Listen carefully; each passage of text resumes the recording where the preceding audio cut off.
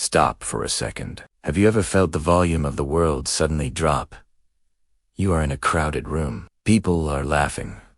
Glasses are clinking. And then, silence. For a split second, the sound is muffled. You look at the people around you, people you know.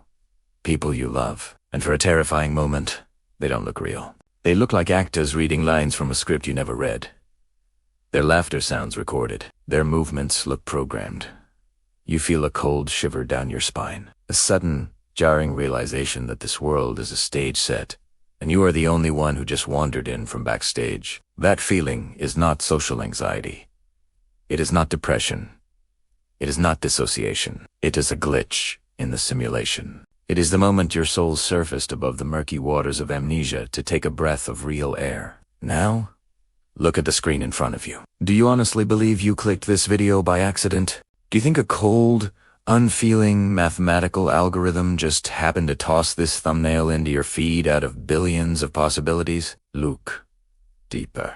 There are billions of hours of distractions online. Cat videos, political arguments, celebrity gossip. Why did this specific message find you right here, right now? It wasn't the algorithm.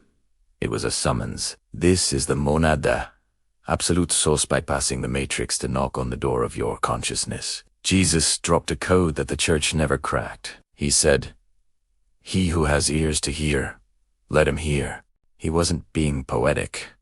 He was being literal. He was talking about frequency encryption. Truth is a broadcast, but the signal is encrypted. Only those with the specific receiver hardware, the specific soul blueprint, can decrypt it.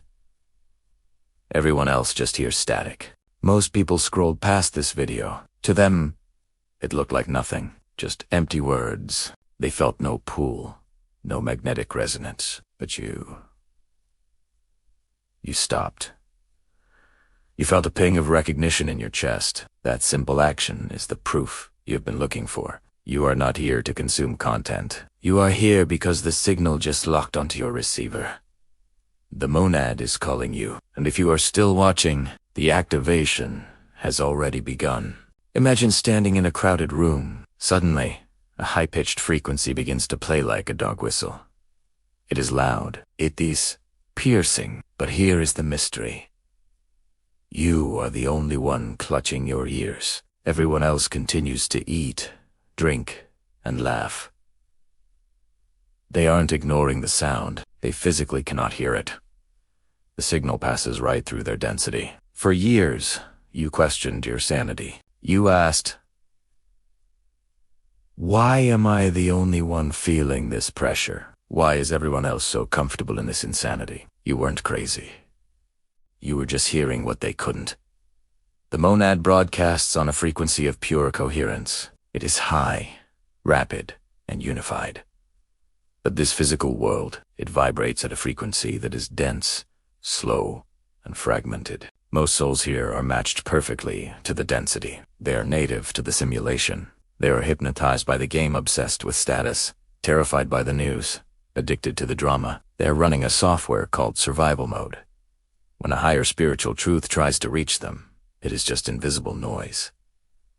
But you are wired differently. Jesus wasn't being elitist when he spoke of the chosen. He was describing a specific type of soul mechanics. He was describing a soul that enters his gravity well while retaining the frequency of the heights. In Gnostic texts, you are called the immovable race, or a stranger to the world.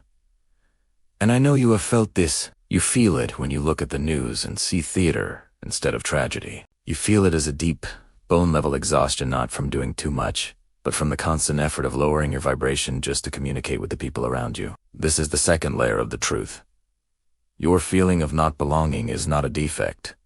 It is a security feature. If you fit in perfectly here, it would mean you had fallen asleep. The friction you feel is the proof that your internal receiver is still tuned to the monad. You are like a deep-sea diver who remembers the sunlight while everyone else argues about the darkness. This video is simply a resonance check. When you saw the title, your soul vibrated because the monad is saying, I see you. You are still online. You have not been corrupted. And now that we have established what you are, we need to talk about why you were sent here. because the monad does not send its volunteers without a mission. There is a dangerous misconception in modern New Age spirituality. You will hear gurus say that Earth is a school and you are here to learn lessons and fix your karma. Let me be very clear. That applies to the sleeping master. It does not apply to you. You are not a student. You are an infiltrator. The Gnostic Gospels hint at a specific group of souls who originate from the platform with the fullness of light. These souls did not fall here because they were punished. They looked down at this density, at this cycle of entrapment, where human consciousness recycles endlessly in suffering, and they made a choice. They said, I will go in. You volunteered. But here's the catch, and this is the part that causes the most pain in your life. To enter the simulation effectively, you could not come as a being of pure light. You would have burned out the circuitry of a human body. You had to wear the costume. You had to accept the amnesia. You had to agree to forget who you were so completely that you would believe you were just a broken, struggling human being. Why? Because you cannot dismantle a prison from the outside. You have to be an inmate. The Gnostics understood this as savior logic. You don't send a soldier into a muddy trench wearing a white uniform. They have to get dirty. This explains the paradox of your life. You have likely faced immense struggles, trauma, isolation, addiction, or intense periods of darkness. You often look at the sky and ask, why me? Ifyamtrasin. Why is this so hard? The hardship was not a punishment. It was your cover story. By experiencing the density of human suffering, you earned the clearance to heal it. You had to feel the weight of the chains, so you would know exactly how to break them, not just for yourself, but for the collective. Jesus was the prototype for this mission. He wasn't a sacrifice to an angry God.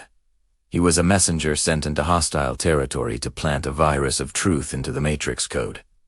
And you are the sleeper cells he left behind. You volunteered to descend, to get your hands dirty, knowing that at a specific time this specific time and activation signal would wake you up. That time is now. The struggle phase of your mission is ending. The recall phase is beginning. You are wiping the mud off your eyes and remembering the mission parameters, the 3 signatures of the call. So, how do you distinguish between a mental fantasy and a genuine spiritual mandate? Jesus and the Gnostics left breadcrumbs. If you are truly called by the monad, you will possess these 3 non-negotiable signatures. SIGN1. The glass WALL. Cognitive distance. You have felt a distinct separation from the rest of the world. Your entire life. It wasn't just shyness. It was a cognitive distance. You look at other people, you are in your own biological family, and you think, I am not like them. I am observing them. You have spent your life studying human behavior like an anthropologist studying a foreign tribe. You learned to mimic their emotions, learned when to smile, learned the script to pass as normal. But deep down, you always knew you were wearing a mask. This is not a disorder. This is the memory of your origin. You feel foreign because energetically, you are a foreigner. SIGN2. The system lag reality glitches.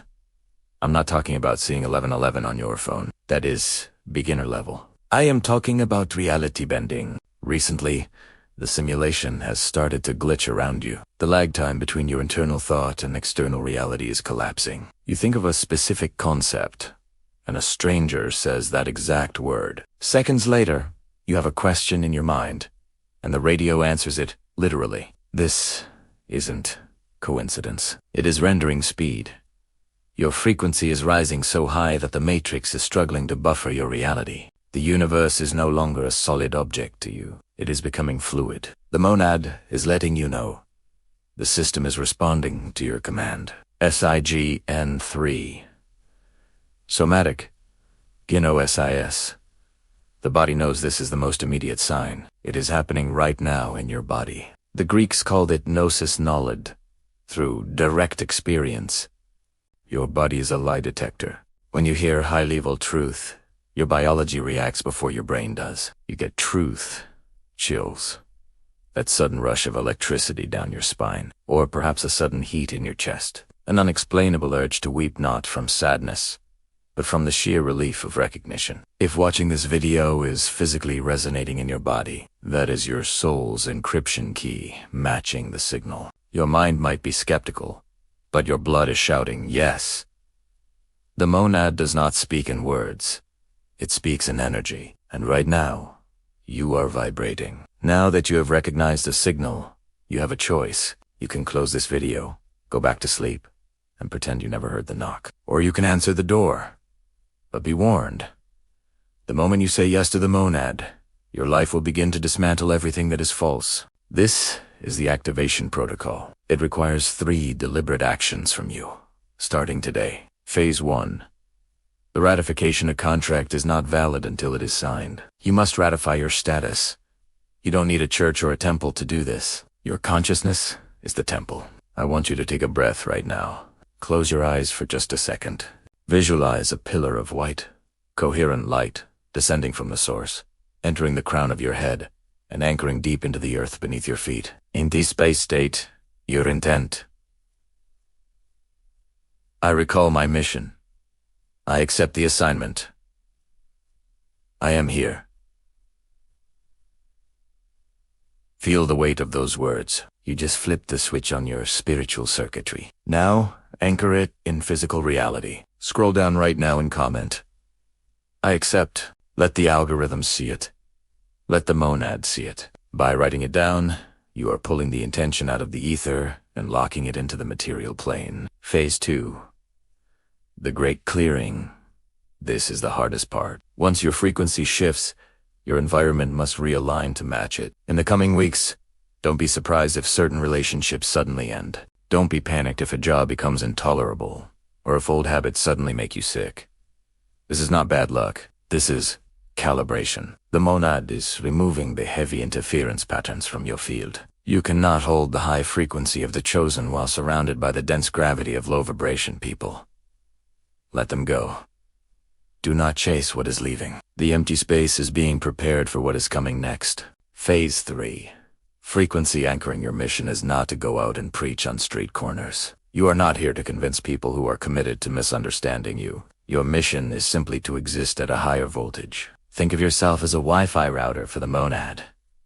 Just by walking into a room, into a grocery store, into your workplace while holding this internal state of peace, you are altering the code of that location. You are broadcasting a signal that subconsciously reminds others of who they are. You are a living portal. When you heal yourself, you are not just healing one person. You are cleaning the ventilation system for the entire collective consciousness. You may have walked into this video feeling isolated, feeling like a stranger in a strange land. But I want you to shift your perspective. Imagine a view of Earth from space at night. It is dark. But then, one by one, lights begin to toggle on. A gold spark in London, a white flame in New York, a beacon in Tokyo. That is what is happening right now. You are not alone. You are part of a vast, invisible constellation of awakened souls. We are the grid. We are the safety net that catches humanity as the old world falls away. If this message resonated with your core, do not leave this space without leaving a mark. Subscribe to join the inner circle. Click the like button not for the algorithm, but as a digital signal flare to other chosen ones, that you are here, that you are present.